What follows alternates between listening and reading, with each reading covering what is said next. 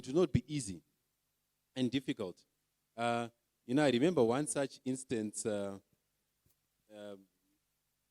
I just to summarize the story, I was so broke that, for me to get around, I used to walk a lot, right? And I'll walk very long distances day on end. I'll come into town with my mom in the morning, get into the CBD in the evening, go back with her. And one day, I worked late, and I had enough transport money to pay the basic fare going home. And when I got to the, we call them combis, I don't know what you call them here, public transport. And there was more people than could fit in the last commuter going to where we lived. So the laws of supply and demand came into force. The price went up, everybody filled the public transport vehicle, and I was left there.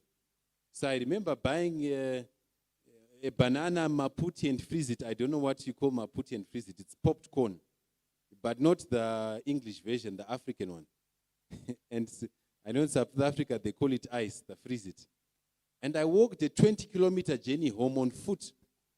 There was no shortcut.